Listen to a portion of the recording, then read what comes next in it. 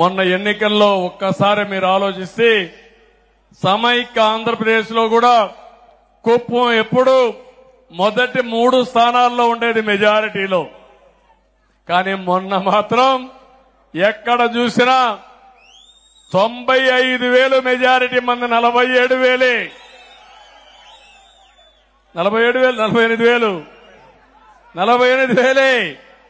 95,000 వచ్చాయి. అంటే one side గుద్దేశారు అక్కడ. నాకే ఆశ్చర్యం వేసింది. నా జీవితంలో ఎప్పుడు చూడలా ఎట్లా పడ్డాయి ఓట్లంటే వైఎస్ఆర్ కాంగ్రెస్ పార్టీ చేసిన అరాచకాలు చూసిన తర్వాత ఇప్పుడు గాని మనం స్పందించకపోతే మనకు భవిష్యత్తు లేదనే ఉద్దేశంతో గాజువాకలో 95,000 మెజారిటీతో గెలిపించారు తెలుగుదేశం పార్టీ ఎన్డీఏ అభ్యర్థుల్ని. రెండోది పక్కనే భీముల్లో 93,000 94,000తో గెలిపించారు. మంగళగిరి అన్నిసార్లు ఓడిపోయిన నియోజకవర్గం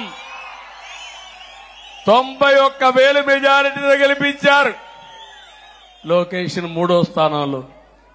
పవన్ కళ్యాణ్ గారు నిలబడిన నియోజకవర్గం 71,000 మెజారిటీ. ఓట్లే ఓట్లు, గుద్దుడే గుద్దుడు. ఎవరికి అర్థం కాలేదు ఇది. 57% వన్ సైడ్ ఓట్లే వేశారు. ఇంకో పక్క ఉద్యోగస్తులైతే పోస్టల్ బ్యాలెట్ చూస్తే వన్ సైడ్ ఓట్లే వేశారు అందరూ కూడా. మహిళలు కూడా బ్రహ్మాండంగా ఓట్లేశారు. బీసీలైతే వన్ సైడ్ ఓట్లేశారు. ఇవన్నీ చూసిన తర్వాత నాకు అనిపిస్తుంది, ఎప్పుడైనా సరే ప్రజలకు మంచి చేస్తే ప్రజలెప్పుడు గుర్తుపెట్టుకుంటారు.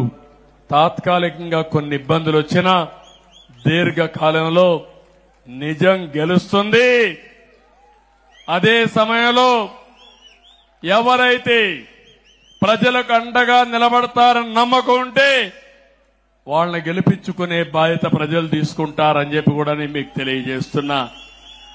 ఎంత దుర్మార్గులంటే వీళ్ళు, మా ఇంట్లో ఆడవాళ్ళు ఎప్పుడూ బయట వచ్చేవాళ్ళు కాదు. కడాన మా మిస్సెస్ కూడా కుప్పానికి వచ్చి మీకు క్యాంపెయిన్ చేసే పరిస్థితికి వచ్చింది.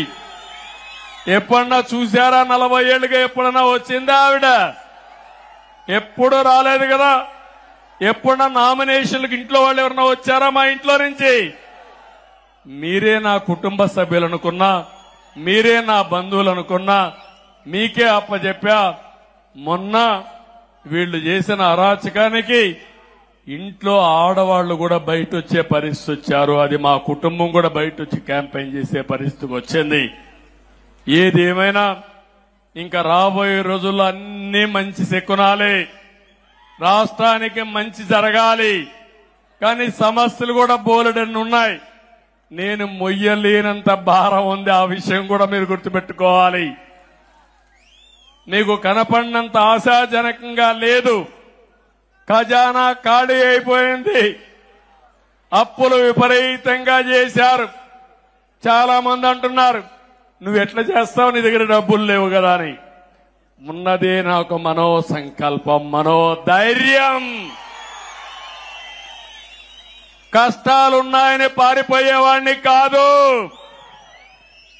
40 ఏళ్లుగా ఆదరించిన ప్రజానీకం 5 కోట్ల మంది కోసం, మీ భవిష్యత్తు కోసం ఎంత కష్టమైనా పడతాను, ఎంత భారమైనా మోస్తాను.